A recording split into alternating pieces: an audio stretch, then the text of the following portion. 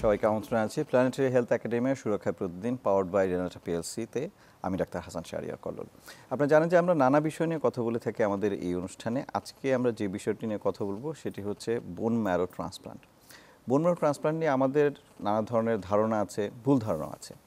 আমাদের দেশে হয় কিনা, হলে ঠিকমতো হয় কিনা, বিদেশের চেয়ে ভালো কিনা, এই সমস্ত বিষয় নিয়ে অনেক ধরনের কনফিউশন আমাদের মাঝে কাজ করে। তো এই সবগুলো নিয়ে কথা বলবার জন্য আজকে আমাদের সঙ্গে স্টুডিওতে আছেন দুজন বোন ম্যারো ট্রান্সপ্লান্ট বিশেষজ্ঞ। আমি পরিচয় করে দিচ্ছি। আমার বাম দিকে আছেন doctor Abu Jafar Mohammad Saleh, senior consultant এবং কোঅর্ডিনেটর হেমাটোলজি এবং স্টেম সেল ট্রান্সপ্লান্ট এবং coordinator transfusion medicine Evercare hospital. আমার ডান দিকে আছেন ডক্টর কাজী স্মিতা হক, তিনি সহযোগী কনসালটেন্ট হেমাটোলজি ও stem cell transplant Evercare hospital. আপনার দুজনকে স্বাগত জানাচ্ছি অনুষ্ঠানে। আমরা বোন ম্যারো ট্রান্সপ্লান্ট নিয়ে একটু পরে কথা বলবো। শুরুতে আমি একটু জানতে চাই যে আপনারা দুজনই হেমাটোলজিস্ট বা রক্তরোগ বিশেষজ্ঞ। এই হেমাটোলজি যে একটা বিদ্যা, এই হেমাটোলজিস্টটা আসলে কোন রোগের চিকিৎসা করে? ধন্যবাদ। হেমাটোলজিস্টরা ব্লাড ডিজিজ নিয়ে মোটামুটি মূলত চিকিৎসা করে। হিমাটোলজি হলো, হিম অর্থ হলো ব্লাড। তো হিমাটোলজি যে বিদ্যাটায়, যে বিজ্ঞানে রক্তের বিভিন্ন রোগকে চর্চা করা হয়, সেখানে রক্ত যেটা কমে যায় আমরা বলি বা বেড়ে যায়, সো এনিমিয়া অথবা পলিসাইথিমিয়া এই জাতীয় লোহিত কণিকার যে সমস্যাগুলো সেগুলো থাকে। হোয়াইট সেল যেটা WBC সেটা অনেক কমে যেতে পারে, সেটা অনেক বেড়ে যেতে পারে। আমরা জানি যে বিভিন্ন ম্যালিগনেন্সি হয়, বিভিন্ন ইনফেকশন হয়, অনেক কিছুতেই। আর যদি প্লেটলেট আমরা চিন্তা করি, যেটা আমরা দেখি যে যেটা রক্ত জমাট বাঁধাতে হেল্প করে, সেখানে অনেক ডিজিজ হতে পারে। সেটা অনেক ডিজিজ, এটা কমে যায়, এটা বেড়ে যায়। তো সো রক্তের সাময়িক যে কণিকাগুলো, এগুলো থেকে আমরা যদি চিন্তা করি, মূলত রোগগুলোকে দুই ভাগে ভাগ করা হয়। একটা আছে যে বিনাইন ডিজিজ, যেগুলা এনিমিয়া, ব্লিডিং ডিসঅর্ডার, এই জিনিস, মানে ক্যান্সার নয়। হ্যাঁ, ক্যান্সার নয়। আরেকটা আছে যে ম্যালিগনেন্ট কম্পোনেন্ট, যেখানে বিভিন্ন ধরনের ব্লাড ক্যান্সার থাকে, যেমন leukaemia, lymphoma, multiple myeloma, MDS, myelodysplastic syndrome, myeloproliferative disease, এই জাতীয় জিনিস। এক কথায় এটা একটা বিশাল স্পেকট্রাম, যেখানে ক্যান্সার থেকে শুরু করে, রক্তশূন্যতা থেকে শুরু করে, ব্লিডিং ডিসঅর্ডার, সবগুলো এখানে আলোচনা করা হয়। আরেকটা বিষয় আপনাকে সাথে সাথে প্রশ্ন করি, সেটা হচ্ছে যে মানুষের ক্যান্সারের বিষয়ে যে ধারণা, সেটা হচ্ছে যে একটা টিউমার হবে, তারপরে সেটা দেখা যাবে, সেটাকে অপারেশন করে বের করে আনতে হবে। তো ব্লাড ক্যান্সার যখন হয় তখন তো আসলে কোনো টিউমার দেখা যায় না। তো এই ধারণাটা যদি বলেন যে ব্লাডের ক্যান্সার কিভাবে হয়, সেখানে কোনো টিউমার বা চাকা বা কিছু তো আমরা দেখি না। ক্যান্সার হলো যে অ্যাবনর্মাল প্রলিফারেশন, একটা অনিয়ন্ত্রিত গ্রোথ, বৃদ্ধি, সেটাকে আমরা টিউমার বলি বা ক্যান্সার বলি। যেমন সলিড টিউমার যেটাতে আপনি বললেন, সেটাতে কমনলি দেখা গেছে যে অর্গানটা হয়, সেই অর্গানটা বড় হয়ে যায়, ফলে এখানে একটা সার্জারির ব্যাপার থাকে। আর এখানে বোন ম্যারোতে ব্লাড সেলগুলো বৃদ্ধি পায়, ফলে এটা আমরা দেখতে পারি না, যেহেতু বোন ম্যারোটা বডির ভিতরে, এবং অ্যাপারেন্টলি রোগীর কোনো সমস্যা হয় না। সমস্যা তখনই হয় যখন এই বৃদ্ধিটা অন্য জিনিসকে ইনফিল্ট্রেট করে বা অন্য অর্গানের যে কার্যক্ষমতা সেটাকে যখন হ্যাম্পার করে। যদি ব্লাড ক্যান্সারটা কোনো লিভার টিস্যু থেকে জমা হয়, তখন লিভারের জন্ডিস বা ও জাতীয় জিনিস দেখা দেয়। যদি এটা কিডনিতে যায়, ফর এক্সাম্পল, তো ক্রিয়েটিনিন আপ অ্যান্ড ডাউন হতে পারে।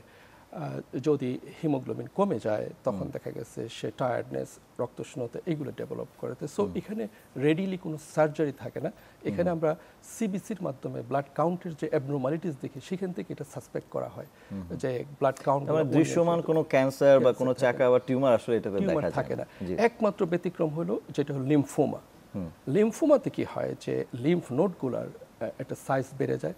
আমরা দেখি গলার দিকে হতে পারে, বগলে হতে পারে, বা পেটের যে স্প্লিন সেটাও বেড়ে যেতে পারে, কুচকিতে হতে পারে। এছাড়াও পেটের ভিতরে, বুকের ভিতরে অনেক লিম্ফ নোড বেড়ে যায়। যদি অ্যাপ্রোচেবল কিছু হয়ে থাকে তাহলে আমরা বাহির থেকে দেখি, আর ভিতরে যদি হয় তখন সিমটম অনুযায়ী আমরা যখন পরবর্তীতে কোনো রেডিওলজির হেল্প নেই, সিটি স্ক্যান বা আলট্রাসাউন্ড, তখন আমরা বুঝি।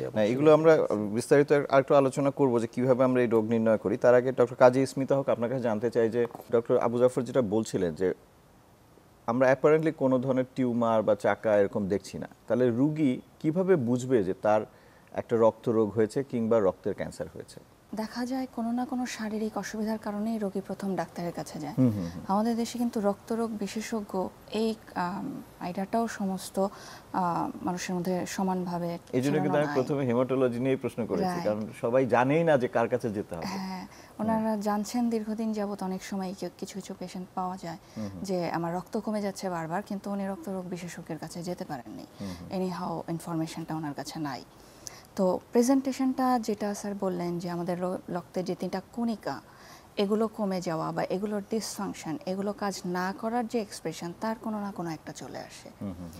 আবার ওই যে বাইরে যদি গোটা নাও থেকে থাকে, পেশেন্ট কিছুটা সময় নেয় লিম্ফোমা ডায়াগনোসিসে, দেখা যায় লিকেমিয়ার চাইতে, এই কারণে যে তার যে কনস্টিটিউশনাল সিমটম আমরা বলি, জ্বর চলে আসে, পেশেন্টের ওজন কমে যেতে থাকে এবং পেশেন্ট দেখা যায় দীর্ঘদিন যাবৎ কোনো না কোনোভাবে একটু হলেও রক্তের মাত্রা কমে আসে এবং যখন তার প্রাইমারি কেউ একজন তাকে এভালুয়েট করেন, কিছু টেস্ট করেন, কোথাও না কোথাও তখন চলে আসে যে বাইরে না থাকলেও এই যে বুকের ভেতরে, পেটের ভেতরে কোথাও কোথাও এই লিম্ফ নোড গোটা ফুলে আছে। তখন দেখা যায় ওনারা সেকেন্ড টাইম, হ্যাঁ এবার আপনি রক্তরোগ বিশেষজ্ঞের কাছে যান এবং ওনার পরামর্শটা দরকার। এরকমভাবেও দেখা যায় পেশেন্টের রোগটা ধরা পড়ার রাস্তায় এগিয়ে আসে, তারপরে বায়োপসি, ফার্দার টেস্ট এগুলো চলে আসে। তার মানে হচ্ছে যে মূলত রক্তের উপাদানগুলোর যে তারতম্য, সেটার লক্ষণগুলো নিয়ে আসলে রোগী আসবে এবং অধিকাংশ ক্ষেত্রে সম্ভবত তারা একজন প্রাইমারি কেয়ার ফিজিশিয়ান বা একজন মেডিসিন বিশেষজ্ঞ বা এরকম কারো কাছে হয়তো যান, সেখান থেকে পরে হয়তো রক্তরোগ বিশেষজ্ঞের কাছে আসেন। আরেকটা প্রশ্ন সেটা হচ্ছে রোগীরাও অনেক সময় জিজ্ঞেস করেন, মানে আমরা যখন দেখা যাচ্ছে যে হয়তো সার্জনদের কাছে পাঠানো হচ্ছে একটা লিম্ফ নোড বায়োপসির জন্য, ওনারা মাঝে মাঝে প্রশ্ন করেন যে আমার তো হয়েছে একটা কুচকিতে একটা চাকা, তো সেই ক্ষেত্রে এটার সাথে রক্তের কি সম্পর্ক, তার লিম্ফোমার সাথে রক্ত রোগ বিশেষজ্ঞদের কিভাবে সম্পর্কটা? ধন্যবাদ।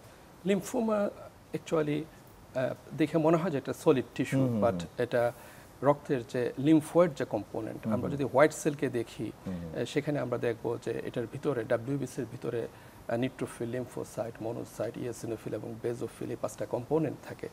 তো লিম্ফয়েড যে সেলটা বা লিম্ফোসাইট যে সেলটা, এরা বন্ড এবং লিম্ফয়েড অর্গান থেকে আসে। তো লিম্ফ নোডটা এখানে হলো ইম্পর্টেন্ট। এই জন্য যখন এখানে টিউমার হয়, তো এইগুলা প্রথম এফেক্ট করে হলো লিম্ফ নোডে। তো লিম্ফ নোডগুলো আস্তে আস্তে প্রলিফারেশনে, আমরা বলি হাইপারপ্লেসিয়া, মানে অতি বৃদ্ধি হয়ে এগুলো আস্তে আস্তে সাইজে বড় হয়ে যায়। যেটা এই লিম্ফ নোডগুলো বড় অনেক সময় ইনফেকশনেও হতে পারে, কিন্তু পার্থক্য, একটা মেজর পার্থক্য হলো যে যখন কোনো ক্যান্সারের বৃদ্ধি হয়, এটা খুব মানে আস্তে আস্তে বৃদ্ধি হয়, আর ইনফেকশনে সাডেনলি খুব তাড়াতাড়ি বৃদ্ধি হয়। 3-4 দিনে একটা পেইন অনুভব করে, জ্বর অনুভব করে, কিন্তু ম্যালিগনেন্সিতে সাধারণত এটা ব্যথাযুক্ত থাকে না, ব্যথাহীন থাকে এবং আস্তে আস্তে এটা অনেক দূর পর্যন্ত বৃদ্ধি পায়। তো এই জন্য যখন লিম্ফয়েড সিস্টেম যখন ইনভলভ হয়, তখনই এই লিম্ফ নোডগুলো বাড়ে। আর অন্য অন্য ক্যান্সারে বাড়ে যখন নাকি তার সামগ্রিক যে প্রতিরোধ ক্ষমতা, ইমিউনিটিটা যখন ডিপ্রেসড হয়ে যায়, তখন আলটিমেটলি বিভিন্ন ইনফেকশন ইনভেড করে বডিতে আসে, সেই ইনফেকশনের প্রভাবে সেকেন্ডারিলি লিম্ফ নোডগুলো বড় হতে পারে। আরেকটা বিষয় হচ্ছে যে মানে আমাদের দেশে এই রোগটা কেমন, মানে কি পরিমাণ রোগী রক্তের বিভিন্ন রোগে ভুগছেন, এবং কোনো পরিসংখ্যান আছে কি? পরিসংখ্যান আমি যদি ধরি যে ম্যালিগনেন্সি আর নন ম্যালিগনেন্সি, আমরা যদি সিম্পল, আমরা যেটাকে আমরা মনে করি এনিমিয়া, রক্ত শূন্যতা, এটা ডাব্লিউএইচওর হিসাব অনুযায়ী আমাদের দেশে 43% মহিলাদের আছে। তার মানে প্রায় 2 জন মহিলার 1 জনের রক্ত শূন্যতা আছে বা রক্ত স্বল্পতা আছে। সো এটা আপনি বুঝতেই পারছেন নাম্বার। আমরা যদি দেখি যে ব্লিডিং ডিসঅর্ডার, এটা কিন্তু বিভিন্ন ধরনের আইটিপি, বিভিন্ন হিমোফিলিয়া, এই ধরনের আমরা সমস্যা প্রায় পেয়ে থাকি, যদিও এটার সঠিক কোনো পরিসংখ্যান নেই। আমাদের দেশে প্রচুর থ্যালাসিমিয়া আছে, সেটার পরিমাণ আমরা রিসেন্টলি থ্যালাসিমিয়া দিবস গেল, আমরা বিভিন্ন আলোচনা শুনেছি যে আমাদের দেশে 7 to 10% পপুলেশন থ্যালাসিমিয়া ক্যারি করতেছে, আর মোর দেন 52 লাখ পেশেন্ট থ্যালাসিমিয়া ডিজিজ নিয়ে আমাদের দেশে আছে। এটা একটা বিশাল সংখ্যা, মানে ইউরোপের অনেক দেশে তো 52 লাখ মানুষই নেই। তারপরে আমরা আসি ক্যান্সারের সংখ্যা আমাদের দেশে, ওভারঅল ক্যান্সার প্রতিদিনে আমাদের ক্যান্সারের সংখ্যা প্রায় 400-র মতো ক্যান্সার ডায়াগনোসিস হয়। এই 400-র মধ্যে 8 to 10% ক্যান্সার ব্লাড ক্যান্সারের মধ্যে অন্তর্ভুক্ত। তো সেই হিসেবে চিন্তা করলে একটা বিশাল সংখ্যা। বিশাল সংখ্যা। জি, ডক্টর কাজী স্মিতা হক, এবারে আসি যে কোন একটা রোগী তার যে লক্ষণগুলো আপনারা বললেন, এই লক্ষণ নিয়ে আপনাদের কাছে আসলো, তারপরে আপনারা কিভাবে বোঝেন যে এই রোগীটার ব্লাড ক্যান্সার হয়েছে বা রক্তের কোনো একটা রোগ হয়েছে? আচ্ছা, প্রাথমিকভাবে যদি দেখতে হয় যে ওনার ব্লাড ক্যান্সারের সিমটমগুলো আছে যেগুলো নিয়ে আসলো, সন্দেহ হচ্ছে, ভেরি সিম্পল টেস্ট সিবিসি এবং প্লেফেল ব্লাড ফিল্ম, যে ওনার রক্তের একটা ফিল্ম, ওনার রক্ত কণিকাগুলো যেগুলো থাকে সেগুলো মাইক্রোস্কোপে দেখা হয় যে এগুলো অ্যাবনর্মাল চেহারা দেখাচ্ছে নাকি নর্মাল চেহারা দেখাচ্ছে। অ্যান্ড এটাই প্রথমে গাইড করে, সাথে কিছু সাপোর্টিভ এভিডেন্স টেস্ট থাকে, দেন পেশেন্টকে ওইগুলো ক্যারি আউট করা হয়। এগুলো কি খুব এক্সপেন্সিভ বা খুব দামি পরীক্ষা? এটা হচ্ছে, আমাকে যদি বলা হয় যে হ্যাঁ আমি একেবারে ব্লাড ক্যান্সার, লিউকেমিয়া, এটা ডায়াগনোসিসের দিকে আগাবো, দামি বলতে আমাদের কনভেনশনাল যে concept, okay 1000 2000, yes in that aspect এটা এক্সপেন্সিভ, বাট আমি যদি ইন্টারন্যাশনালি গ্লোবালি কম্প্যারিজনে যাই, ইন দ্যাট কেস বাংলাদেশের খরচটা স্টিল সবার চাইতে কম। জি, না এটা তো আপনি বললেন যে জেনারেল পরীক্ষাগুলো, কিন্তু কিছু কিছু পরীক্ষা তো আছে যে যেগুলো ক্যান্সার হলে আমরা সেই ধরনের পরীক্ষাগুলো করি। রাইট, এক্স্যাক্ট ক্যান্সার প্রমাণ করার জন্য যে টেস্টটা, আমি আসলে খরচের বিষয়টাতে বললাম, যেটা সিবিসি এবং পেরিফেরাল ব্লাড ফিল্ম বললাম, এগুলো খুবই নমিনাল থাকে। সিবিসি অনলি 400 টাকা, পেরিফেরাল ব্লাড ফিল্ম উইদিন 1000, বাংলাদেশে ম্যাক্সিমাম জায়গায় এটা পেয়ে যাওয়া যায়। এবং যখন একজন এক্সপার্ট স্পেশালিস্ট, হেমাটোপ্যাথোলজিস্ট আর যিনি এই বিষয়ে বিশেষজ্ঞ, ওই পেরিফেরাল ব্লাড ফিল্মটার কমেন্টটা করে দেন, এটা থেকে একটা মেজর ইনফরমেশন চলে আসে যে হয় ক্যান্সার, অথবা ক্যান্সারটা বোন ম্যারোতে আছে, যেটা পরীক্ষা প্রমাণ করার জন্য বোন ম্যারো পরীক্ষাটা করা লাগবে। ফার্দার ওয়ে দেন বোন ম্যারো পরীক্ষাটা চলে আসে। Still no, it's not much expensive. Doctor Abu Jafar, bone marrow transplant নিয়ে আমরা কথা বলছি, কিন্তু এটার শুরুতে কিন্তু যে কোনো একটা রোগ নির্ণয়ের সময় বোন ম্যারো পরীক্ষা করা হয়, অনেক সময় আপনারা পরীক্ষা করেন। এইটা নিয়ে কিন্তু রোগীদের মাঝখানে একটা প্রচন্ড একটা ভয়, আতঙ্ক, বিভিন্ন ধরনের কাজ করে, এবং অনেক রোগী আছেন যারা এই বোন ম্যারো টেস্ট করতে হবে তাই হয়তো দেখা যাচ্ছে রোগী নির্ণয় করছেন না। এই টেস্টটা নিয়ে এই অহেতুক ভয়ের কারণ কি, বা আসলেই ভয়ের কোনো কারণ আছে কিনা? না, ফার্স্ট বলি যে এটা ভয়ের কোনো কারণ নেই। আর ভয়টা কেন আসে, যেহেতু এটা টেস্টটা সচরাচর হয় না, আমরা মনে করি এটা কোনো সার্জারি জাতীয় জিনিস কিনা। অ্যাকচুয়ালি এটা করা হয় আমাদের যে আউটপেশেন্টে, সেখানে করা হয়, লোকাল অ্যানেস্থেসিয়ার মাধ্যমে করা হয়। এটা একটা 5 to 10 মিনিটসের একটা প্রসিডিউর। রোগী কি ব্যথা পায়? ব্যথা খুবই সামান্য, কারণ লোকাল দিয়ে এটা জায়গাটা অবশ করা হয়, এবং পরবর্তীতে ইমিডিয়েটলি পেশেন্ট তার যে কোনো কাজ করতে পারে। হয়তো এই ব্যথাটা 3 দিন পর্যন্ত পরবর্তী থাকতে পারে, বাট এটা মোটেই ভয় পাওয়ার মতো কোনো টেস্ট নয়। আর যেটা আপনি একটু আগে কোশ্চেন করলেন যে খরচের ব্যাপারে, ডায়াগনোসিস থেকে ইদানিং আরও আমরা অনেক দূর চলে যাই। রিস্ক স্ট্র্যাটিফিকেশন, কনফার্মেশন যদি আমি বলি, তাহলে ইমিউনোফেনোটাইপিং বা ইমিউনোহিস্টোকেমিস্ট্রি করা হয়, এইগুলো 15 থেকে 20,000 টাকার মতো টাকা লাগে। এর পরবর্তীতে আমাদের আরও জেনেটিক স্টাডি করা হয়, সেটা যদি আমরা করতে যাই তখন দেখা যাবে যে আরও 10-15,000 টাকা লাগে। এর পরবর্তীতে এনজিএস, নেক্সট জেনারেশন সিকোয়েন্সিং কিছু টেস্ট আছে, যেগুলো থেকে আরও অ্যাডভান্স জিনিস জানা যায়, সেগুলো করতে গেলে আরও 50,000 টাকা অ্যাড করতে হয়।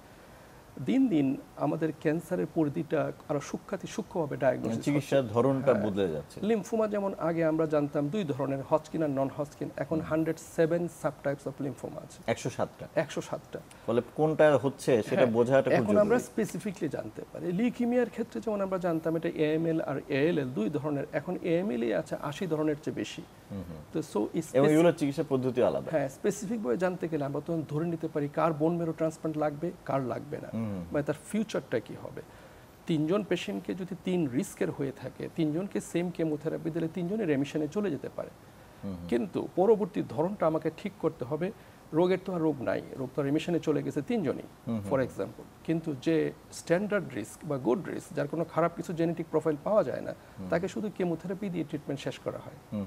আর যার জেনেটিক প্রোফাইল, যেটা বললাম এনজিএস এর মাধ্যমে কিছু টেস্ট করি বা মলিকুলার টেস্টিং, ওগুলো যদি খারাপ আসে তখন আমরা বলি আপনাকে বোন ম্যারো ট্রান্সপ্লান্টে আসতে হবে। তার মানে তার ওয়ে অফ ট্রিটমেন্টটা সম্পূর্ণ চেঞ্জ। এটা তো খুবই গুরুত্বপূর্ণ, খুবই গুরুত্বপূর্ণ। তা আমি যদি চিন্তা করি শুধু খরচের কথা, এটা নট অনলি আমি শুধু ডায়াগনোসিস করলাম, আমি যদি রিস্ক স্ট্র্যাটিফিকেশনটা আমি না জানি, কার রোগটা ফিরে আসার সম্ভাবনাটা বেশি, তাহলে তার কিউরেটিভ বা কিউর করার যে ইন্টেনশন, যে ইন্টেন্ট, সেটা আমি আগে থেকে নিতে পারবো না। কারণ আমাকে চিন্তা করতে হবে প্রত্যেকটা রোগী এখন কিউরেবল চিন্তা ভাবনা ট্রিটমেন্ট করতে হয়। আগে আপনি চিন্তা করেন তার মানে এটা তো একটা কিউরেবল রোগ, মানে Curable আমরা রোগ। যে ব্লাড ক্যান্সার নিয়ে কথা বলছি সেটা আসলে চিকিৎসায় নিরাময়যোগ্য। অবশ্যই আগে 10 থেকে 20 বছর আগে 20 বছর আগে আমাদের ব্লাড ক্যান্সারের কিউর করার আমরা চিন্তা তেমন করতামই না। যে সে আমরা স্ট্যান্ডার্ড কিমো সবাইকে দিতাম, যে ভালো হয়ে হলো, যে ভালো যেটা হয় না আপনি একটু আগে বলছিলেন কিছু রোগী ভালো হয়ে যাবে এমনি। এমনি ভালো হয়ে যাবে। আমার এটা ডক্টরের তেমন একটা আইডিয়া ছিল না। আর এখন আমরা আপফ্রন্ট বলে দিতে পারি যে চান্স অফ কিউর কত %। কার রোগটা ফিরে আসবে কার আসবে না। আর আমি যদি পুরোপুরি এই টেস্টগুলো আমি নিজে করতে পারি, আমি জানি এটা কি করতেছি, তাহলে কিন্তু তখন উন্নত বিশ্বের সাথে আমাদের গ্যাপটা আর থাকবে না, যে গ্যাপটা আগে ছিল এখন নেই। তার মানে হচ্ছে বাংলাদেশে বসেও আমরা আসলে উন্নত দেশে ঠিক যেভাবে রক্তরোগের চিকিৎসা দেওয়া হয় বা ব্লাড ক্যান্সারের চিকিৎসা দেওয়া সেটা আমরা করতে পারছি। এক্স্যাক্টলি। তার মানে হলো যে তখন আমরা আসলে তুলনা করব উন্নত দেশের সাথে, খরচের সাথে বাংলাদেশের খরচের। আর যদি আমরা সেটা না নিতে পারি তাহলে তো আসলে আমরা সেই কিউরেটিভ ট্রিটমেন্টটা পেতেও পারবো না। জি, অনেক ধন্যবাদ ডক্টর কাজী স্মিত হক। আমরা এবার একটু চিকিৎসার দিকে আগাতে চাই যে আপনারা কি কি ধরনের চিকিৎসা করেন ব্লাড ক্যান্সারের? আচ্ছা, এটা নির্ভর করবে ক্যান্সার টাইপটা কেমন আসলো, কোন ধরনটা আসলো। যেমন লিম্ফোমা একরকম, লিউকেমিয়া আর একরকম। এর সাথে মোটা দাগে যদি আমি আউটলাইন করতে যাই, কিমোথেরাপি আসবে, ইমিউনোথেরাপি আসবে, পার্টলি টার্গেটেড থেরাপি আসবে, ট্রান্সপ্ল্যান্ট একটা মডালিটি আসবে। ট্রান্সপ্ল্যান্টেরও কিছু ভাগ আছে, নিজেরটা নিজের শরীরে এবং অন্যেরটা নিজের শরীরে, পেশেন্টের শরীরে, এরকম। তো সব ধরনের গুলোই আমাদের এখানে চিকিৎসা ব্যবস্থা এভেলেবল আছে। আপনি বলছিলেন যে ইমিউনোথেরাপি বা টার্গেটেড থেরাপি, এই জিনিসগুলো আসলে কোন ধরনের থেরাপি? অনেক সময় রোগীরা প্রশ্ন করেন যে এগুলো কি, ওনারা মনে করেন যে রেডিও থেরাপি একটা মেশিন দিয়ে দেওয়া হয়, ইমিউনোথেরাপিও কি এরকম কোনো মেশিন দিয়ে দেওয়া হয় কিনা? Thank you. অবশ্যই ইমিউনোথেরাপি, টার্গেটেড থেরাপিটা আসে, প্রত্যেকটা ক্যান্সারের নিজস্ব একটা পরিচয় থাকে। এই যে ডায়াগনোসিসের সময় যেটা ডক্টর আবু জাফর একটু আগেই বলছিলেন, হ্যাঁ, যে ফ্লো সাইটোমেট্রি একটা, ইমিউনোহিস্টোকেমিস্ট্রি একটা, আরও ফার্দার। তো প্রত্যেকটা ক্যান্সারের যেমন একটা নিজের পরিচয় থাকে, কিছু মার্কার পজিটিভ থাকে, কিছু ক্যারেক্টার পজিটিভ থাকে।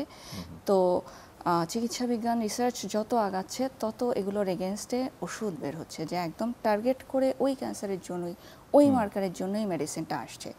কিমোথেরাপি কিছু আছে মোটা দাগে যে সব কিছুর উপরেই কাজ করবে, আমার নর্মাল সেলকেও মেরে ফেলবে, ক্যান্সার সেলকেও মেরে ফেলবে।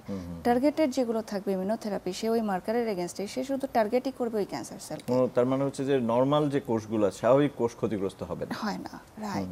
তো এইগুলো যখন আসে না, এটা কোনো মেশিনের মাধ্যমে যায় না, এটাও মোস্টলি প্রোটিন থেকেই আসে, ইনজেকশন অর স্যালাইন এই ফর্মেই বেশিরভাগ সময় চলে যায়। কেমোথেরাপি যেভাবে দেওয়া হয় প্রায় একই রকম ভাবেই এটা দেওয়া হচ্ছে। ইভেন ওরাল ট্যাবলেটও আছে। সো না, মানে কেমোথেরাপির ফর্ম বলতে পারেন যেটাতে পেশেন্টের সাইড ইফেক্ট ফিল করবে কম, কিন্তু কাজ হবে আলাদাভাবে। আচ্ছা, সুন্দর। ডক্টর আবু জাফর, এবারে আমরা যদি আসি যে আমরা মূলত আজকে আমাদের যে টপিকটা বোন ম্যারো ট্রান্সপ্লান্ট, এবং আপনি অনেক বছর ধরে বাংলাদেশে বোন ম্যারো ট্রান্সপ্লান্ট করছেন। বোন ম্যারো ট্রান্সপ্লান্ট সম্পর্কে, মানে আমরা ট্রান্সপ্লান্ট মানে আমরা বুঝি যে কোনো একটা অপারেশন করবে, কিডনি, আমাদের যেমন কর্নিয়া, আমরা যেগুলো ট্রান্সপ্লান্ট নিয়ে বেশি মানুষ জানে, এরকমভাবে একজনের শরীর থেকে নিয়ে বোন ম্যারো ট্রান্সপ্লান্ট আসলে কি, এটা কি কোনো অপারেশনের মাধ্যমে করা হয় কিনা? বোন ম্যারো ট্রান্সপ্লান্ট একেবারেই কোনো অপারেশন নয়। এটা এক কথায় বলতে পারেন এটা সামঞ্জস্য আছে ব্লাড ট্রান্সফিউশনের সাথে। আমরা যখন ব্লাড শর্ট হয়, আমরা আরেকজনের ব্লাডটা দিই, একজনের শরীর থেকে রক্ত নিয়ে আরেকজনের শরীরে দেয়া, এটাও কিন্তু একটা ট্রান্সপ্লান্ট। এটা কিন্তু ব্লাড ট্রান্সপ্লান্ট, অর্থাৎ ব্লাডটাকে আমি তার শরীরে নয় আরেকজনের শরীর থেকে দিলাম। বোন মেরোতে করা হয় কি, বোন মেরোর যে সেল সেটাকে বলা হয় CD34 পজিটিভ কিছু স্টেম সেল, ওই স্টেম সেলগুলো আমরা দিই। তো এখানে এটা কোনো সার্জারির মাধ্যমে করা হয় না, একজন ডোনার সিলেক্ট করা হয় যে ডোনার এটা দিতে পারবে। সেখানে ব্লাড দিতে গেলে যেরকম আমরা ABO ম্যাচিং করি, ব্লাড গ্রুপ ম্যাচিং করি, এখানে HL এ টাইপিং করা হয়। যখন HL এ টাইপিংটা মিল হয়ে যায় তখন ডোনার সিলেক্ট করি এবং তার ব্লাড থেকে আমরা স্টেম সেলগুলো নিয়ে নিই। ডোনারের এতে কোনো সমস্যা হয় না, এটা খুবই একটা সেফ প্রসিডিউর। এটা 70 ml এর মতো একটা ব্যাগে এই ব্লাডটা আসে, দেখতে হোয়াইট ব্লাডের মতো। এই ব্লাডটা আমরা ইমিডিয়েটলিও দিতে পারি এবং পরবর্তীতেও দিতে পারি ফ্রিজে রেখে।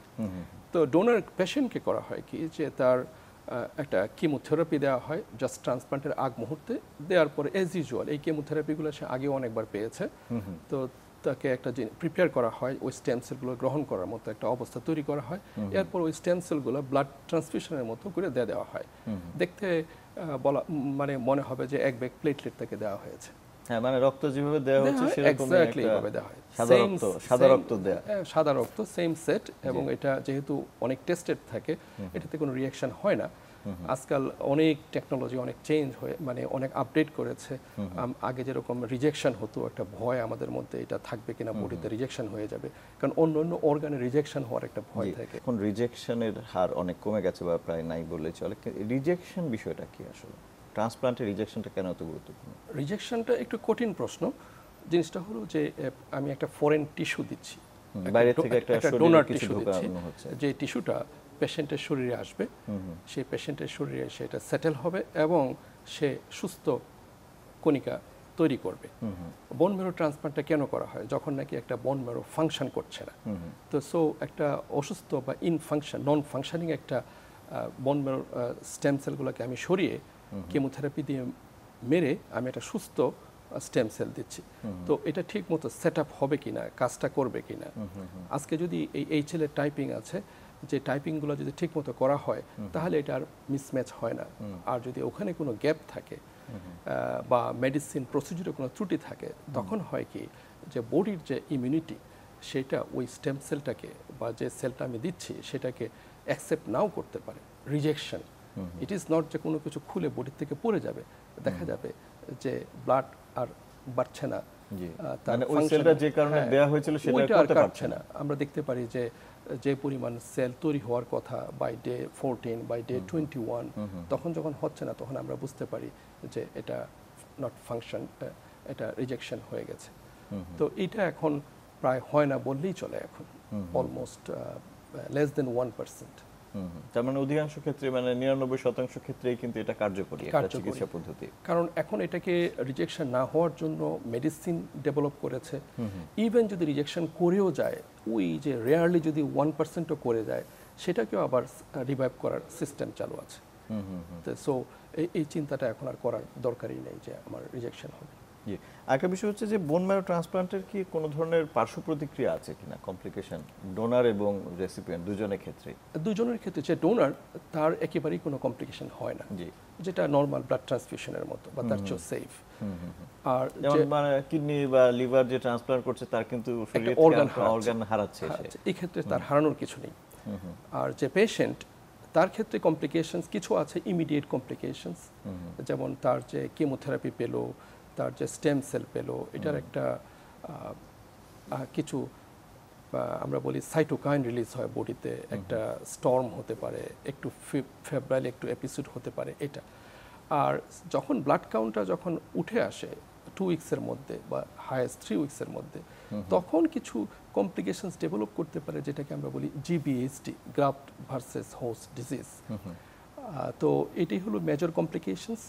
আর সেকেন্ডারিলি যেটা হয়, এই পেশেন্ট যেহেতু 3 সপ্তাহের মতো ইমিউনো কম্প্রোমাইজ থাকছে, ইমিউনিটিটা একেবারে দুর্বল থাকে, তখন তার ইনফেকশনের একটা রিস্ক বেড়ে যায়। যেমন তার ব্যাকটেরিয়াল, ভাইরাল বা ফাঙ্গাল ইনফেকশনটা অনেক হতে পারে, সহজে সে ইনফেক্টেড হতে পারে। ইভেন একজন মানুষের শরীরে যে বিভিন্ন ভাইরাস ছোটবেলা থেকে এফেক্টেড হয়ে থাকে, সেগুলো সুপ্ত অবস্থায় থেকে যায়, সেগুলো আবার রিঅ্যাক্টিভেট হতে পারে, মানে যখন সে উপযুক্ত পরিবেশ পায় সে জেগে ওঠে। তো সো একটা ইনফেকশাস কমপ্লিকেশনস আর নন ইনফেকশাস কমপ্লিকেশনসের মাধ্যমে হলো যে স্টেম সেল কাজ করছে না। তো এইগুলোকে যদি সঠিকভাবে আমরা প্রোটেকশন যেভাবে দেয়া আছে বডিতে, আমরা যদি সেভাবে করতে পারি, তাহলে কিন্তু এটার ভয় এখন আর আগের মতো নেই। যেমন আমরা পেশেন্টকে এখন ওই ধরনের হেপা ফিল্টার জাতীয় রুমে রাখি, যে রুমের বাতাসটা এয়ার ফিল্টার দেয়া আসে, ফলে এখানে কোনো ব্যাকটেরিয়া ঢুকতে পারে না, সেই রুমে কোনো ফাঙ্গাস ঢুকতে পারে না, কোনো কিছু গ্রো করে না, তার খাবার দাবার সব কিছু স্টেরাইল অবস্থায় করা হয়, এবং ডক্টর, নার্স, হাউসকিপিং যারা আছে তারা ওই পরিবেশ মেনটেন করে। তো এই ইনফেকশাস কমপ্লিকেশনসটা একেবারে অনেক কমিয়ে নিয়ে আসা যায়। প্লাস যদি হয়েই যায়, আমরা অ্যাপ্রোপ্রিয়েট অ্যান্টিবায়োটিক ডায়াগনস্টিক ফ্যাসিলিটি এভাবে রাখা। আর জিবিএইচডি যদি হয়ে যায়, আমরা তো রেগুলার ফলো করছি, ওই সময়টার ভিতরে পেশেন্ট অ্যাডমিটেড থাকে। সো যদি কিছু ড্রাগ আছে প্রোফাইলেকটিক দেয়াই থাকে, যাতে জিবিএইচডি না হয়। আর তারপরেও যদি কারো হয়ে থাকে, তখন আমরা বিভিন্ন মেডিসিনের মাধ্যমে এটাকে আমরা ইজিলি কন্ট্রোল করতে পারি। তার মানে হচ্ছে যে এটার যে সেটআপ, সেটা খুব গুরুত্বপূর্ণ। ডক্টর স্মিতা হক, মানে আপনারা কিভাবে এই সেটআপটা মেনটেন করেন, যে আপনি যেটা ডক্টর আবু জাফর বলছিলেন, যে অনেক ধরনের হেপা ফিল্টার বা অন্যান্য যন্ত্রপাতি এগুলো সবকিছু থাকে, সেটআপটা সম্পর্কে যদি বলেন যে এটা Okay, কিভাবে এই অবশ্যই। বিষয়টা করা হয়। মানে খুব কঠিন শোনা গেলেও অনেক সময় এটা চোখের সামনে কেউ দেখে বা বুঝতে পারে না। যেমন হেপা ফিল্টারটা রুমের ভেতরে একটা পজিটিভ প্রেশার মেনটেন করবে। ফিল্টারটা সামওয়াট আমাদের এসির ভেন্ট, সেন্ট্রাল এসির ভেন্ট যেরকম এরকম কেউ উপর থেকে আলাদাভাবে বাতাস না আসছে, জানলে হ্যাঁ, বুঝবে না হ্যাঁ, যে এটা ফিল্ট্রেট করছে ভিতরে রুমের ভেতরের এয়ারটাকে, যে এখানে বাইরের কোনো পার্টিকেল আলাদা করে ঢুকবে না, বরং এখান থেকে ফিল্টার হয়ে বাইরে বের হয়ে যাবে। এটা যেমন সেটআপ থাকে এবং এটার একটা মিটারও থাকে যে প্রেশারটা আসলেও আমি যতটুকু চাচ্ছি ততটুকু মেনটেইন হচ্ছে কিনা রুমের বাইরে, সেটা সব সেটআপ থাকে, যে কেউ যে কোনো সময় এটা চেক করতে পারে। এটা একটা প্রশ্ন আসে। তারপরে প্রোটেকশনটা যেমনটা মেনটেন বলা হলো স্যারের পক্ষ থেকে যে পানিটা যেটা নিচ্ছেন পেশেন্টের ইনফেকশন যে কোনো জায়গা থেকে শুরু হয়ে যেতে পারে, শুধু ইয়ার না, বডিতে যা আছে যে যেহেতু তার কোনো রোগ প্রতিরোধ কোনো ক্ষমতা নাই। প্রতিরোধ ক্ষমতা নাই, এক্স্যাক্টলি। তো পানিটা যাতে একেবারে বিশুদ্ধটা আসে, ইনফ্যাক্ট সেটআপটা এরকম হওয়া উচিত ওনার ওয়াশরুমেও যে পানিটা সেটাও রিভার্স অসমোসিস হয়ে আসে, ড্রিঙ্কেবল, যেটা হ্যান্ড ওয়াশ করছেন সেটা। উনি কি সেই সময় একটা আলাদা কক্ষে থাকেন ইয়েস, অফ কোর্স। সম্পূর্ণ সময়টা? বিএমটি সেটআপটা এরকম ভাবেই স্ট্যান্ডার্ড লাগে, যেটা সম্পূর্ণটা কমন জায়গা থেকে আলাদা, যে এই সমস্ত ফ্যাসিলিটি যেখানে অ্যাভেলেবল করা যাবে, ফিল্টার বলেন, ওয়াটার বলেন, ওখানে যে কাজ করবে, পেশেন্ট কেয়ার গিভার যিনি থাকবে হসপিটালের পক্ষ থেকে, অ্যাটেন্ডেন্ট, পেশেন্ট কেয়ার অ্যাটেন্ডেন্ট যে, সেও স্পেসিফাইড টু দ্য পেশেন্ট, সবাইকে দেখবে আবার ওনাকে দেখবে এভাবে না, পার্টিকুলারলি সে আলাদা শুধু করে। ওই জায়গাটাতেই কাজ করবে। ইনফেকশন কন্ট্রোল যে প্রোটোকলটা, তাতে কোনো পার্সোনাল যাতে এটা ব্রেক না করতে পারে, যে প্রোটোকল যে গাউন ইউজ করা, মাস্ক ইউজ করা, গ্লাভস ইউজ করা, একবার মাল্টিপল না করা, প্রত্যেকটা স্টেপের দিকে খেয়াল রাখলেই ইনফেকশনের টেন্ডেন্সিটা সবচেয়ে কমিয়ে আনা যায়।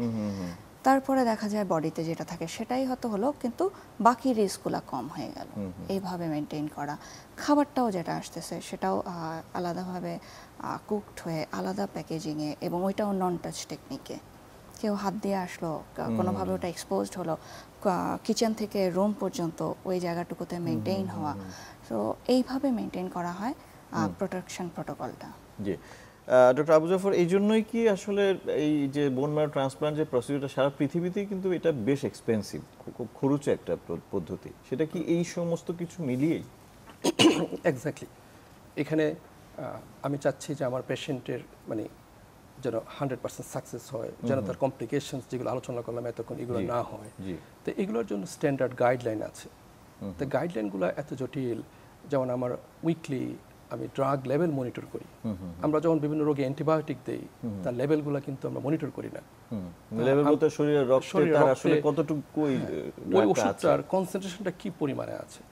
কিন্তু এই ক্ষেত্রে কিন্তু বোন ম্যারো ট্রান্সপ্লান্টের ওই যে বললাম রিজেকশন হতে পারে কিনা, গ্রাফট ভার্সেস হোস্ট ডিজিজ হতে পারে কিনা, যে ওষুধগুলো দেওয়া হয় তাদের ব্লাড লেভেলটা সপ্তাহে 2 বার মনিটর করা হয়। এই টেস্টগুলো একটু জটিল। ইনফেকশনের যে হবে কিনা, বডির যেগুলো আগে থেকে হয়েছিল ভাইরাস, এগুলো রিঅ্যাক্টিভেশন হয়েছে কিনা, সেগুলো পিসিআর বেসড টেস্টিং করতে হয়। নট পজিটিভ অর নেগেটিভ এটা না, মানে তার কোয়ান্টিটি কি পরিমাণ আছে, সংখ্যা, একদম সংখ্যা গুণে ফেলা।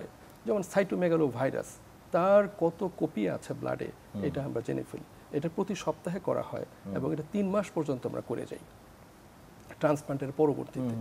তো এই জিনিসগুলো মেনটেন করতে গিয়ে তার যে একটা রুমের খরচ, তার লজিস্টিক আদার ম্যান পাওয়ারের খরচ, তার যে অ্যান্টিবায়োটিক, এই টেস্টিং, ব্লাড প্রোডাক্ট আমরা যেগুলো দেই সেগুলো কিন্তু তার তো হিমোগ্লোবিন লাগতে পারে, তার প্লেটলেট লাগতে পারে। সেই অবস্থায় যেগুলো দেওয়া হয় সেগুলো কিন্তু নর্মাল ব্লাড ব্যাংক থেকে দেওয়া হয় না। এইগুলো দেওয়া ওটাও জীবাণুমুক্ত করার আলাদা পদ্ধতি আছে। ওগুলো আমরা ইরিডিয়েশন করে তারপরে দিই।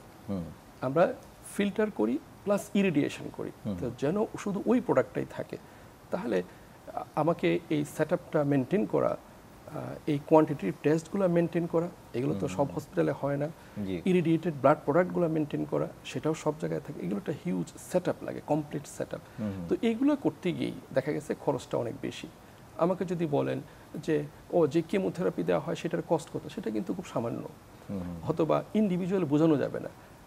তো রোগীরা তো ওভাবে চিন্তা করে যে এটা তো আপনি বলছেন যে এটা কিছুই না, একটু সাদা রক্ত একজনের শরীর থেকে নিয়ে আরেকজনের শরীরে দিয়ে দিলাম, এটা তো এত খরচ হয় কেন? হ্যাঁ, এটাতে 1-1.5 লাখ টাকায় হয়ে যাওয়ার কথা। হ্যাঁ, সেটাই। কিন্তু এই 3 উইকস পেশেন্টকে এই ধরনের একটা এনভায়রনমেন্টে মেনটেন করে নিয়ে যাওয়া, সেটাই টোটাল খরচটাকে এগিয়ে দাঁড়ায়। এর পরবর্তীতে যখন ইনফেকশন হয় তখন তাকেও সেভাবে হ্যান্ডেল করা হয়। তো এই সব কিছু মিলে খরচটা অনেক সময় আমরা বুঝতে পারি না, বাট তারপরেও আমি বলবো যে যেভাবে চিন্তা করা হয় সেই তুলনায় খরচটা অত বেশি নয়। জি, আরেকটা বিষয় হচ্ছে যে আমাদের রোগীদের একটা প্রশ্ন থাকে যে আমাদের দেশে কি আসলে চিকিৎসা ব্যয় অন্যান্য দেশের চেয়ে বেশি কিনা? এই কোশ্চেনটা স্পেসিফিক কোশ্চেন না। আমি যদি চিন্তা করি যে কোন ট্রিটমেন্টের সাথে কোন ট্রিটমেন্ট কম্পেয়ার করছি, আমরা অনেক সময় বলি কি বোন মেরো ট্রান্সপ্লান্ট আমাদের দেশে 8-10 লাখ টাকা, সিঙ্গাপুরে 4-5 কোটি টাকা, এটাও যেমন ঠিক না। কারণ আমাকে দেখতে হবে এটা কি অটোলোগাস ট্রান্সপ্লান্ট আর ওদের অটোলোগাস ট্রান্সপ্লান্ট কিনা, এখানকার অ্যালোজেনিক ট্রান্সপ্লান্ট ওদের অ্যালোজেনিক ট্রান্সপ্লান্ট কিনা, পাশাপাশি ডোনারটা কি ফুল ম্যাচ নাকি হাফ ম্যাচ। আমরা হাফ ম্যাচ হলেও করতে পারি, সেক্ষেত্রে একটু এডিশনাল কস্ট লাগে। আমরা ট্রান্সপ্লান্টের আগে অনেক পেশেন্টের টোটাল বডি রেডিয়েশন লাগে, অনেকের লাগে না, তখন সেখানে একটা এক্সট্রা কস্ট যোগ হয়। কারো কারো ডিজিজটা ব্রেনে থাকে, তো ব্রেনকে কাভার করার জন্য যে কেমোথেরাপি দেওয়া হয় ইটসেলফ এটা 10 থেকে 12 লাখ টাকা লাগতে পারে শুধু ওই কেমোথেরাপিটাই। আপনি জানেন থায়োটিপা বেসড যেগুলো হয়। তো সো এই সব কিছু মিলেই যে খরচটা ঠিক হয়, তারপরে যদি আপনি চিন্তা করা যায় যে হেড টু হেড আমি যদি কম্পেয়ার করি, তাহলে দেখা যাবে যে আমাদের ওভারঅল কস্টটা পার্শ্ববর্তী দেশগুলোর তুলনায় অনেক অনেক কম, অনেক কম। মানে অধিকাংশ ক্ষেত্রে দেখা যাচ্ছে রোগীরা আরেকজন রোগীকে জিজ্ঞেস করছেন এবং তিনি তার সাথে মানে তার অবস্থা আর এই রোগীর অবস্থা হয়তো একই রকম না, কিন্তু তারা ওইভাবেই তুলনা করছেন। এবং আমরা ব্যক্তিগত দৈনন্দিন প্র্যাকটিসে খুব আজে বাজে কমেন্ট পাই। যেমন বলে আমার এক আত্মীয় ক্যান্সার হয়েছিল, আমরা গেছিলাম এক জায়গায়, সেখানে আমাকে মুখের ট্যাবলেট দিচ্ছে, আমি ভালো, আর আপনারা এই ক্যান্সারকে বলতেছেন সেটাও ব্লাড ক্যান্সার, আপনি বলতেছেন কেমোথেরাপি দিতে হবে, এত টাকা লাগবে। অ্যাকচুয়ালি এটা ক্রনিক মাইলয়েড লিউকেমিয়া, এটা সবাই আমরা ইমাটিনিব বা এই জাতীয় ওষুধ দিয়ে আমরা ট্রিটমেন্ট করি, খুব সহজ, এখানে কেমোথেরাপি নাই। কিন্তু যদি এই সিএমএলটাই যদি এএমএল হয়ে থাকে, তাহলে ওখানেও কেমোথেরাপি লাগবে, এখানেও কেমোথেরাপি লাগবে। তার মানে হচ্ছে খরচটা আমাদের দেশে যেটা হচ্ছে সেটা আসলে অন্যান্য দেশের চেয়ে কখনোই বেশি নয়, বরং কম। ডেফিনেটলি অনেক কম। আর হচ্ছে সেন্টার টু সেন্টারও তো ভ্যারি করে, যে একটা দেশের একটা কর্পোরেট হাউস সেন্টারের সাথে আরেকটা দেশের কর্পোরেট সেন্টারকে আসলে তুলনা করতে হবে, নাহলে তো দামের তার তো মোটা বোঝা যাবে না। হ্যাঁ, একটা ভালো আউটকাম পেতে গেলে এই যে আমি যে টেস্টিংগুলো বললাম, এই টেস্টিংগুলো যেমন খুব কম হসপিটালে এইগুলো আছে, অনেকেই আছে হয়তো এই টেস্টিংগুলো করছেনই না হয়তো বা, তো সো সে এটার খরচ চিন্তাই করছে না। ইভেন এটা যেটা বললাম যে একটা ট্রান্সপ্লান্ট করার পরে ট্রান্সপ্লান্টটা অনেক সময় আমরা যে টেস্ট করি ঠিক আছে কিনা, এই টেস্টের নাম হলো কাইমেরিজম। এই কাইমেরিজম করার পরে, কাইমেরিজম হলো যে পেশেন্টের যে টিস্যুগুলো এগুলো ডোনারের মতো হয়ে যাবে, যে ডোনার যে টিস্যুগুলো দিয়েছে তার জেনেটিক মেকআপটা এই পেশেন্টের মতো হয়ে যাবে। তখন আমরা বলি এটা 100% হতে হবে। তো যখন নাকি 100% ডোনারের মতো হয়ে যায় পেশেন্টের জেনেটিক প্যাটার্নটা, তখন আমরা বলি যে এটা 100% সাকসেস। কিন্তু আমরা 3 থেকে 4 মাস পরে যখন আমরা ইমিউনোসাপ্রেসিভ যে ওষুধগুলো এগুলো আস্তে আস্তে অফ করতে থাকি, এই কাইমেরিজমটাও ড্রপ করতে পারে। এই কাইমেরিজমটা কিছু কিছু ক্ষেত্রে ড্রপ করে, তখন তাকে আবার এটা রেস্কিউ করার জন্য তাকে সেলুলার থেরাপি দিতে হয়, যেটাকে বলা হয় ডিএলআই। যারা ট্রান্সপ্লান্ট করেন তারা জানেন। তো এই ফেসিলিটিগুলো অনেকের নেই। তো ডিএলআই যখন দিয়ে আমাদের সেন্টারে আমরা অনেক পেশেন্ট আছে যাদের নাকি এটা কমে গিয়েছিল, এটাকে আমরা আবার 100% নিয়ে গেছি, তারা এখন ভালো আছে। তো সো পরবর্তীতে আবার এরকম একটা টেস্ট লাগবে। তো এই টেস্টিংগুলো করা, এই ইনোভেশনটা বা এইগুলো অ্যাপ্লাই করার, এটার তো যেমন ওই আমরা লিউকেমিয়ার ডায়াগনোসিসের কথা বলছিলাম, একটা সিবিসি করি, উনি বললেন ডক্টর স্মিতা যে সিবিসি করি তো এটা জানতে পারি হোয়াইট সেল 4 থেকে 11,000, ডাব্লিউবিসি কাউন্ট 5 লাখ হয়ে গেছে, ইটস এ ক্যান্সার, যে কেউ বলতে পারবে। বাট এটা ডিটেকশন কনফার্ম করার জন্য ইমিউনোফেনোটাইপিং 15,000 টাকা লাগলো। এখন কনফার্ম হয়ে গেলো এটা এএমএল। এখন এএমএল এর ভিতরে এটা কোন রিস্কে আছে সেটা করার জন্য আমি যখন জেনেটিক টেস্ট করব, তখন আমার আরও 10-15,000 টাকা লেগে গেল। তারপরে আরও মলিকুলার ফিউচার কি হতে পারে, অন্য কোনো কিছু আরো লাগবে কিনা, সেটার জন্য আমি যদি এনজিএস টেস্টিং করি আরো 50,000 টাকা অ্যাড করব। ধাপে ধাপে আসলে খরচটা বাড়তে থাকে। সো অ্যাকিউরেসিতে পৌঁছতে গেলে আমাদের অনেক বেশি এগুতে হবে, অনেক হাইটেক টেস্টিং এর প্রয়োজন হয়, এবং সেগুলোতে খরচটাও বাড়ে। বাট আলটিমেটলি দ্য কিউর যেটা আমরা চাচ্ছি, সেটার পার্সেন্টেজ অনেক বেড়ে যায়। এখন ব্লাড ক্যান্সারের কথা জিজ্ঞাসা করছিলেন, কিউরেবল ডিজিজ কিনা? ইয়েস, চাইল্ডহুড ক্যান্সার মোর দেন 90% আমার সেন্টারে কিউর হচ্ছে। সো মোর দেন 90% কিউর একটা ডিজিজ, একটা লিউকেমিয়া, ইটস লাইক সো পেশেন্টের জন্য কত রিঅ্যাসুরিং। যেগুলো অ্যাডাল্ট লিউকেমিয়া সেগুলো অ্যাভারেজ 50-60% আজকাল কিউর হয়ে যাচ্ছে। তো যেগুলো কিউর হচ্ছে না সেগুলো বোন মেরো ট্রান্সপ্লান্টে বাকিগুলো কিউর হচ্ছে। সেগুলো যদি ফেল করে পরবর্তীতে নতুন আরো ট্রিটমেন্ট চলে আসতেছে, কার্টি সেল থেরাপি এগুলো। যে আমরা আসলে একদম অনুষ্ঠানের শেষে চলে এসেছি, আজকে অনেক কিছু জানলাম বোন মেরো ট্রান্সপ্লান্ট সম্পর্কে। আমি নিজেও আসলে অনেক কিছু জানলাম, আমার মনে হয় যে আমাদের দর্শক যারা আছেন তারাও জেনেছেন। ডক্টর আবু জাফর মোহাম্মদ সালেহ এবং ডক্টর কাজী ইসমিতা হক, আপনাদের দুজনকে অনেক ধন্যবাদ। আগামীতে হয়তো আবারও কথা হবে এই বিষয়টা নিয়ে। আপনাকে ধন্যবাদ। প্রিয় দর্শক, প্ল্যানেটারি হেলথ একাডেমি সুরক্ষা প্রতিদিন আজকে এখানেই বিদায় নিচ্ছি। আপনারা সবাই ভালো থাকবেন এই কামনায় শেষ করছি।